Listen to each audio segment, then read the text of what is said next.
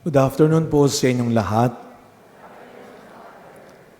Before I begin my reflection, I would like to teach you first na yung hindi ko na ituro kanina sa welcome mass, sa sobrang excitement din at sa sobrang pagmamadali rin dahil late na kami natapos sa mass kanina. Sabi ko doon sa mga nagsimba, baka imbis na gumaling kayo, magkasakit lalo tayo dahil nalipasan na. But I forgot to teach this. Last February, when I went to Lebanon for the orientation to be the spiritual director of the family of Saint Charbel in the Philippines, may tinuro ho sila sa aking greetings, na has something na parang related dito sa ating responsorial psalm today. Yung pong tinuro nila sa akin is the greetings that they used whenever na magkikita-kita sila at meron silang gathering sa Lebanon ng mga devotees ni Saint Charbel. It is in Arabic, but we use the English way of doing it. So it is in Arabic yung Majlele de Malele. Ang ibig sabihin ay glory to God now and forever. Doon sa mga naka-attend na sa ibang masses, alam niyo na po ito. So gawin natin ito ng malakas. When I say glory to God, ang sagot ninyo, now and forever. Okay? So let's do it. Glory to God. Now and forever. Palakpakan natin ang Panginoon ng malakas na malakas na malakas. No? Ang ganda ng ating responsorial psalm. Heaven and earth are full of your glory. And indeed, we thank God, as mentioned by Monsignor Reggie kanina, we are grateful to God today, first of all, for the gift of Mary, as we celebrate the memorial of Our Lady of Fatima, the first apparition of Our Lady in Fatima. At ano po ba ang message ng Our Lady doon sa tatlong bata? Pray the rosary for the end of war and peace to reign again. Di ba? Very timely. Timely, siguro hindi lang for the world. Maybe for your family now. Sino bang hindi naghihingi sa Diyos ng kapayapaan sa bahay natin? Siguro minsan natatanong natin, kailan ba tatahimik ang bahay na ito? Kailan ba tatahimik ang pamilyang ito? Kailan ba maaayos ulit ang pamilyang ito? And maybe also for our country now and for the whole world. Kaya let us truly beg Our Lady to pray for us. At sa sobrang pagmamahal ng Diyos sa atin, hindi lang ang nanay niya ang binigay niya sa atin. We also have family in heaven with the saints that we have, just like Saint Charbel Macluf. Tinatanong ako ng aking mga kaibigan, kailan ba nagsimula yan si Saint Charbel? Siya ay ipinanganak 1828, May 8, 1828, in Beka Kafra, a northern part of Lebanon. So last February, after na pumayag si Cardinal sa request ng mga devotees ni Saint Charbel sa Lebanon to make me their spiritual director, in-invite naman nila akong pumunta sa Lebanon na parang walang katakot-takot. Malay ko ba naman na delikado pala yung pinapasok ko. Grateful naman tayo sa consul ng Lebanon who really assisted me and my brother. Dalawa ho kami nagpunta ng Lebanon. Nakabalik ho kami dito. It was Friday afternoon, evening, they closed Dubai Airport. Kung saan kami dumaan. And then the following day, binomba ang Lebanon. Sabi ni Cardinal, biniro ako, buti nakabalik ka kagad. Munti ka nang umuwing relic. Sabi niya. Sabi ko, si Cardinal naman. No? Pero siguro talagang, he is really a gift of God to us. Matagal na pala siya . Sabi nga ng kaibigan ko, bakit ngayon lang siya nakikilala? God has His own way and time. Perhaps this is the right time for us to have a brother in heaven with Saint Charbel. Ano ang tinuturo niya sa atin? He became famous for being anonymous. He became known for being unknown. Ipinanganak siya sa isang village na isang simpleng pamilya lamang. Bata pa lang po siya, kinakitaan na siya ng kabanalan. Kaya anong tawag sa kanya ng kanyang mga kapitbahay? As a young boy, the saint. Kaya nga, when we visited their house there in Becacafra, the church where he was baptized, may isa kaming magandang binisita. Ito yung tinatawag nilang the first hermitage because Saint Charbel is not just a priest. He is also a monk and a hermit. Sa sobrang kabanalan, ang ganda nung reflection kanina ni Monsignor Reggie that we are all called like Mother Teresa of Calcutta's word. We are not called to become successful, but to become faithful. Like Saint Paul and the apostles. Patapos na po ang Easter season. And on Sunday, we are going to celebrate the Ascension Sunday. Kaya ano ang ginagawa? Ano ang maririnig natin sa mga Gospels? Mga bilin ni Kristo sa kanyang mga alagad. And do not be afraid. Just like the Gospel is telling us, the Holy Spirit will come to empower you, to guide you, and to guard you, to remain faithful in doing the mission, in proclaiming the gospel. Kaya sa ating first reading, hindi naman paramihan. Si St. Paul, kahit napakagaling magsalita, eloquent, napakarami sa ibang lugar na nakikinig sa kanya, but this time, kaunti lang. And do not be discouraged. Kung sa tingin mo, kaunti lang ang may gusto sa ginagawa mong tama, mabuti. Kung kaunti lang ang pumapanig sa iyo kasi nagsasabi ka ng totoo. Hindi paramihan. Pabutihan at patapatan. It's to remain faithful. Kaya ano ang unang ibinibigay sa atin ni Saint Charbel? To remain faithful in God. Yung banal. Tinawag siyang banal ng mga kapitbahay niya. Bata pa lamang si Saint Charbel. Habang nagpapastol siya ng kanilang mga alaga, gumawa siya ng kanyang unang hermitage. Ano po yon? Grotto. Dedicated to Our Lady. Kaya siya ay deboto ng mahal na birhen. He prays the rosary every day. At the age of 23, through the guidance of his mother, kahit maaga siyang naulila sa ama, nagkaroon siya ng stepfather din. At yung nanay nila ang nagturo sa kanilang magmahal ng Eucharistia at ni Maria. 23 years old, silently, he left the family and entered the monastery. Wala siyang despedida party. Walang farewell party. Tahimik niyang iniwan ang pamilya. And he became a priest eventually. Nung ordination niya, pumunta kami doon sa maliit na chapel where he was ordained. Kaunti lang din ang nandoon. Yun ang ginusto niya eh. But the first miracle, tinatanong ako kayo ni Father Benny, ilan ba yung miracles daw? 30,000? Hindi po. Sabi ngayon, 33,000. Nung sinabi kong 33,000, may kumontra, hindi naman, Father, 30,000 lang. Wow, ang laki naman ng diferensya. 33,000, hindi yun ang pinag-uusapan. But the holiness of this monk, kaya siya ginamit ng Diyos dahil sa kanyang kabanalan at katapatan.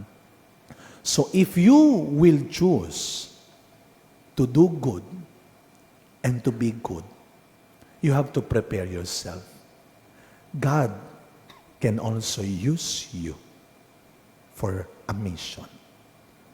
And do not be afraid. As I always say, walang tinawag ang Diyos na pinabayaan niya. Si Saint Charbel, nung nasa monastery siya, he also experienced criticism, even persecution. Kasi nga kakaiba ang paraan ng buhay ng taong ito. As you can see his picture, ganyan daw po talaga siya nung nabubuhay. Lagi nakayuko at halos nakapikit lagi. At hindi nagsasalita masyado. Kaya nga I always remind them, be careful in sharing quotations from Saint Charbel. How sure are you na sa kanya galing yung mga sinasabi ninyo? Dahil hindi siya masyado nagsasalita. Kailan lang niya inaangat ang ulo niya? Kapag nagmimisa. Kailan na siya nagsasalita? Kapag inuutusan siya ng superior niya. And they said, the first miracle of Saint Charbel happened in the monastery. You know? Every monk, they have their own lamps. And every night, binibigyan sila ng oil, enough oil for the night. Isang gabi, si Saint Charbel humingi ng oil for the lamp. Abay, mabiro yung kanyang mga kasama, instead of oil, nilagyan ng tubig. So, water yung nilagay. Si Saint Charbel, siguro sa kakapikit niya, dumiretso na lang sa kanyang kwarto. Pagdating ng kwarto, itong dalawa, sinundan siya. And to their surprise, when they opened the door of his room, may ilaw yung lamp niya. So, natakot sila kung paano nangyari yon. At that time, he was asking a permission to enter the hermitage. Pero hindi pa siya pinapayagan. And then the superior came and saw these two monks. At tinanong kung anong ginagawa nila. Kinwento nila. Ang ginawa ng superior, he entered the room of Charbel. At ginawa niya, pinatay niya yung ilaw ng lamp. And then he tried to light again the lamp. Ayaw na masindihan. So ang sabi niya, Charbel, sindihan mo yung lamp mo. Pag sindi niya, umilaw ulit yung lamp. That's the first miracle. The miracle of the lamp. And the superior agreed na siya'y pumasok sa hermitage. For 23 years, he lived in almost complete silence, prayer, dun sa hermitage of Saints Peter and Paul. Speaking of Saints Peter and Paul, bukas, nandun po kami sa Saint Peter and Paul Parish, diyan sa poblasyon.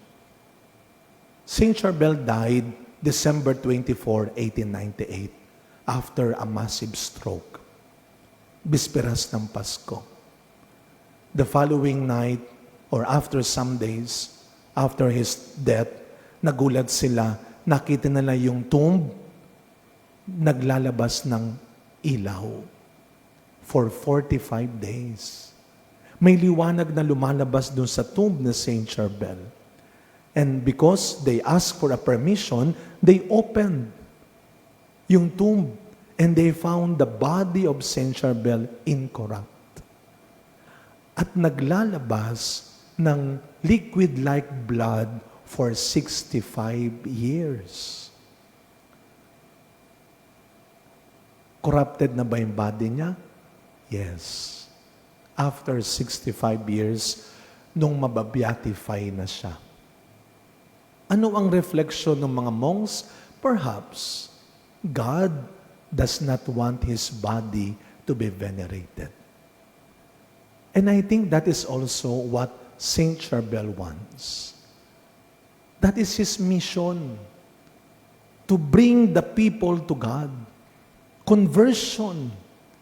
At yun naman po ang tinuturo niya sa atin ngayon. Yun ang unang ginagawa ni Saint Charbel.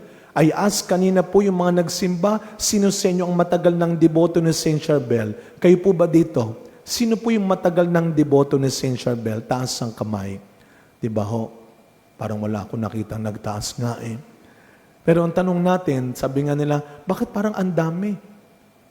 Paano naging ganito karami ang nagsisimba kapag dinadala ang relic ni Saint Charbel? I think and I believe that is his first work for us.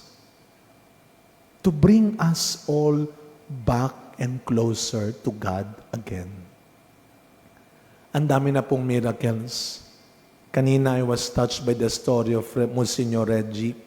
Meron po isang miracle ngayon from the Philippines. Meron pong committee in Lebanon na nag-aaral ng mga miracles na sinasubmit sa kanila. And we have one from the Philippines. I don't know if you have read this in the internet. Meron pong isang domestic helper, I think last year po ito nangyari. May domestic helper na nagpunta sa Lebanon. Pagdating niya ng Lebanon, nabalitaan niya yung nanay niya was seriously ill in the hospital. She was not allowed to go home because of the kontrata. So ang ginawa niya, she went to the tomb of Saint Charbel and prayed around 1 in the afternoon. And then, after ilang days, tumawag daw ang nanay niya sa kanya. At ang sabi ng nanay niya, "Anak, okay na ako. Maraming salamat sa doktor na pinadala mo." Sabi niya, "Ano pong doktor?" Galing pa daw siya ng Lebanon. "Ano pong Lebanon? Wala akong pinapadala ng doktor." "Ano pong pangalan?" "Dr. Charbel." At yung itsura niya ay maputi.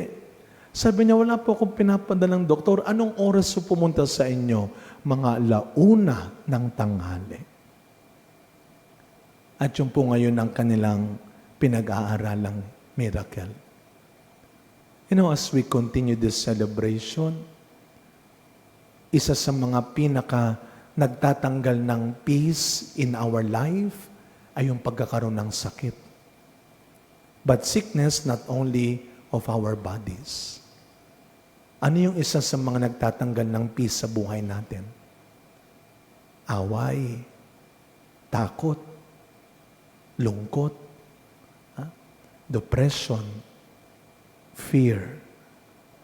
So this is what Saint Charbel can do for us. Not only to heal our illness sa ating katawan, pero yung illness ng ating kalooban, ng ating isipan. The most important advice, the most important desire of Saint Charbel for us happened dun sa miracle niya sa isang Lebanese mother na na-paralyze yung kanyang half of the body. Half of the body. Si Nohad el-Shami.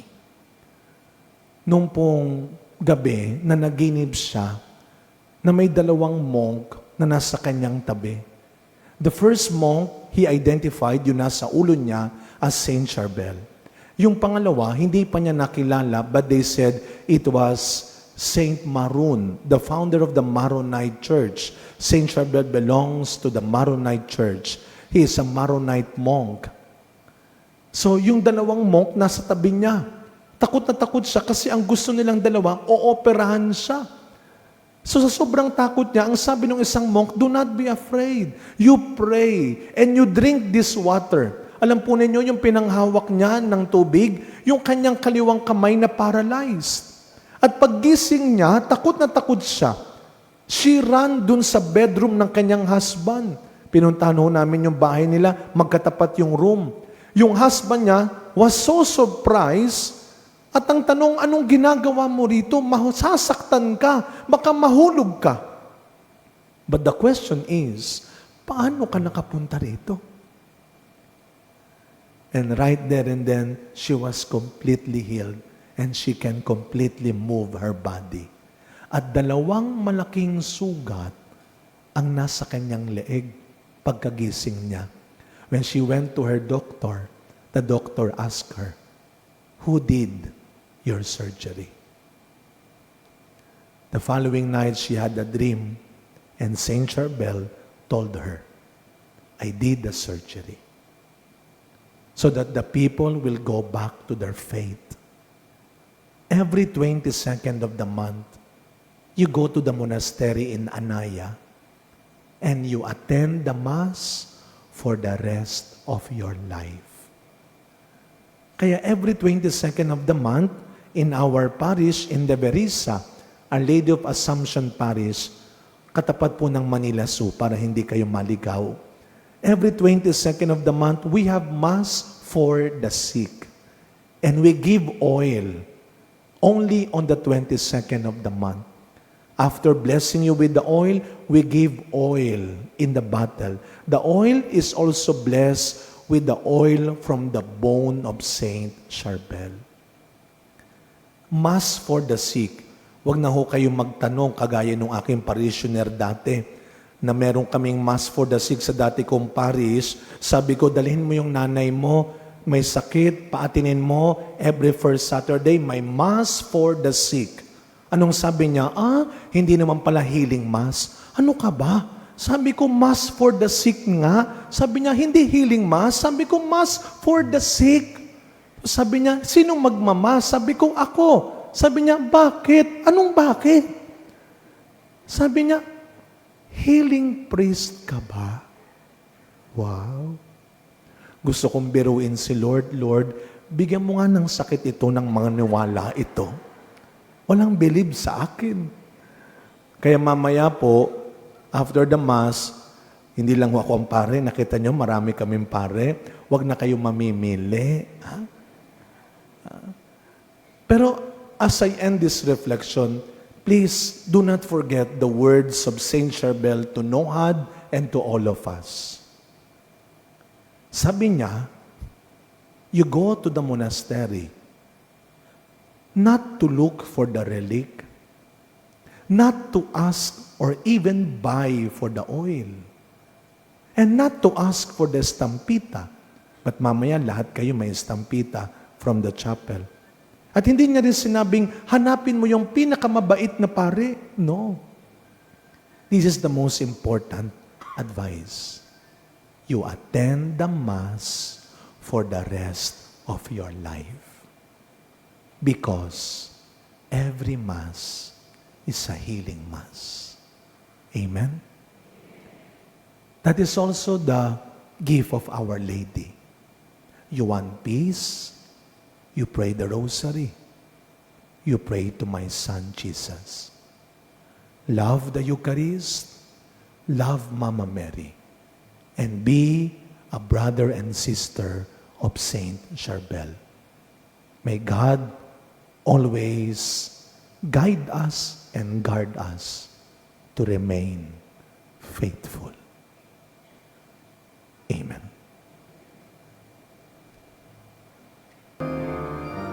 Alleluia, alleluia, alleluia, alleluia, alleluia,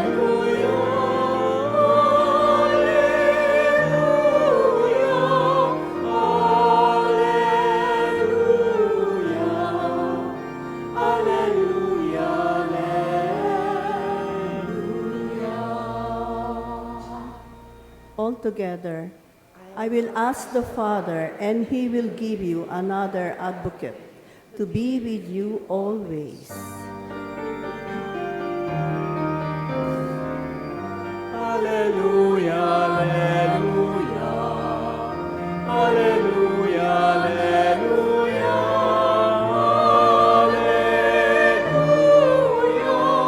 alleluia,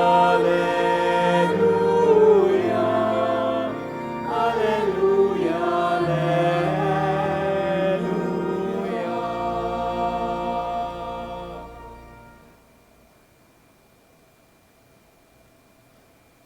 The Lord be with you. And with your spirit, A reading from the Holy Gospel according to Saint John. glory to you, O Lord.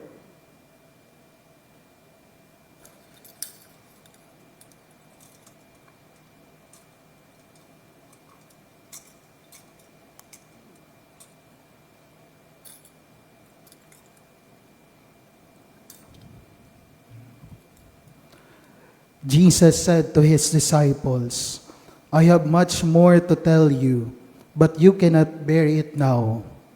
But when he comes, the Spirit of truth, he will guide you to all truth.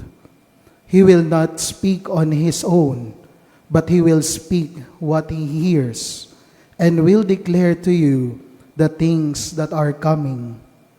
He will glorify me, because he will take from what is mine and declare it to you. Everything that the Father has is mine.